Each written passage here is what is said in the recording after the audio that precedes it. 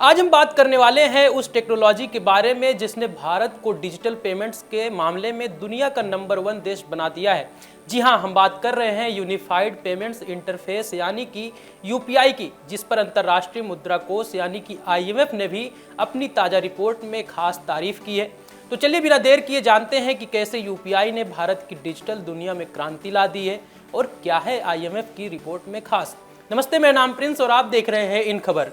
IMF की हालिया reports कहती है कि भारत अब डिजिटल पेमेंट्स के मामले में विश्व का सबसे बड़ा मार्केट बन चुका है और इसका सबसे बड़ा कारण है यूपीआई। यूपीआई ने सिर्फ पेमेंट को आसान नहीं बनाया बल्कि लाखों छोटे व्यापारियों को भी डिजिटल भुगतान के लिए और लेन देन में सक्षम बनाया है, वो भी न्यूनतम लागत पर। इसका मतलब है कि छोटे दुकानदार, ठेले वाले, छोटे व्यापारी अब बिना किसी बड़ी तकनीकी परेशानी के डिजिटल लेन देन कर सकते हैं।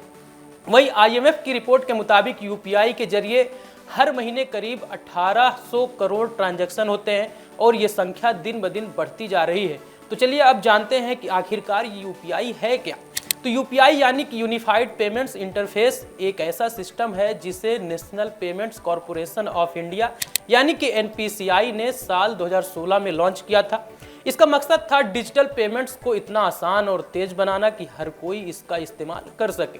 यूपीआई की सबसे बड़ी खूबी यह है कि इसके जरिए आप अपने एक मोबाइल ऐप से कई सारे बैंक अकाउंट्स को जोड़ सकते हैं। मतलब कि आपको अलग अलग बैंकों के अलग अलग ऐप्स डाउनलोड करने की ज़रूरत नहीं है। बस एक ऐप और आप तुरंत अपने दोस्तों, परिवार या दुकानदारों को पेमेंट कर सकते हैं, वो भी मिनटों में। अब आइए कुछ दिलचस्प आंकड़ों में नज़र डालते हैं। रिपोर्ट के अनुसार हर महीने 1800 करोड़ से ज़्यादा का लेन देन हो रहा है। जून 2024 में यूपीआई के जरिए कुल 24.03 लाख करोड़ रुपए का भुगतान हुआ, जो कि पिछले साल जून 2023 के मुकाबले 32% ज़्यादा है, जब ट्रांजैक्शन संख्या 1388 करोड़ थी। मतलब ये सिर्फ एक साल में यूपीआई ने अपने इस्तेमाल में ज़बरदस्त बढ़ोतरी देखी है। आज भारत लगभग 85% डिजिटल पेमेंट्स यूपीआई के जरिए ही होते हैं। ये प्लेटफॉर्म करीब 49 करोड़ यूजर्स यानी कि 6.5 करोड़ व्यापारी और 675 बैंकों को जोड़ता है। सोचिए, इतने सारे लोगों और व्यापारियों को एक प्लेटफॉर्म पर लाना कोई आसान काम नहीं है, लेकिन यूपीआई ने ये काम कर दिखाया। इसका सबसे बड़ा फायदा यह है कि लोगों को नकदी और कार्ड आधारित पेमेंट के झंझट से निजात मिलती है। अब लाखों छोटे व्यापारी भी आसानी से सुरक्षित तरीके से डिजिटल पेमेंट्स कर रहे हैं, वो भी बेहद कम लागत में। आईएमएफ की रिपोर्ट में यह भी बताया गया कि यूपीआई को सिर्फ भारत में ही नहीं बल्कि पूरी दुनिया में पहचान मिली है। अभी तक यूपीआई 7 देशों में काम कर रहा है, जिनमें UAE, Singapore, Bhutan, Nepal, Sri Lanka, France और मॉरिशस शामिल है। खास बात यह है कि फ्रांस यूरोप का पहला देश बन गया है जहां यूपीआई के इस्तेमाल को मंजूरी मिल चुकी है।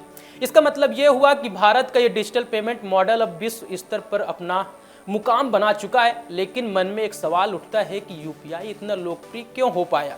तो इसके पीछे कुछ बड़े कारण हैं, जैसे कि सुविधाजनक और तेज लेन देन और मोबाइल से मिनटों में पैसे ट्रांसफ़र करना। इसमें कोई ज़्यादा खर्च नहीं है, यानी कि कम या ना के बराबर ट्रांजैक्शन फीस है। ये मजबूत सिक्योरिटी फीचर्स के साथ काफ़ी सुरक्षित है, साथ ही छोटे बड़े हर व्यवसायी के लिए उपयुक्त है। और सबसे बड़ी बात कि ये इंटरऑपरेबिलिटी यानी कि एक ही ऐप में कई बैंक अकाउंट्स की क्षमता रखता है। आईएमएफ की रिपोर्ट से साफ है कि यूपीआई ने भारत की डिजिटल पेमेंट क्रांति की बुनियाद रखी। आने वाले सालों में यूपीआई के विस्तार की संभावनाएं भी बढ़ रही हैं और जैसे जैसे और देशों में ये सिस्टम अपनाया जाएगा, भारत का डिजिटल पेमेंट में दबदबा और मजबूत होता जाएगा। तो दोस्तों, यह थी कहानी भारत के डिजिटल पेमेंट सिस्टम यूपीआई की, जिसने न सिर्फ देश में क्रांति ला दी बल्कि पूरी दुनिया में अपनी पहचान बना ली है। अगर आपकी वीडियो पसंद आए तो वीडियो को लाइक करें, सब्सक्राइब करें और अपनी राय जरूर दें। धन्यवाद।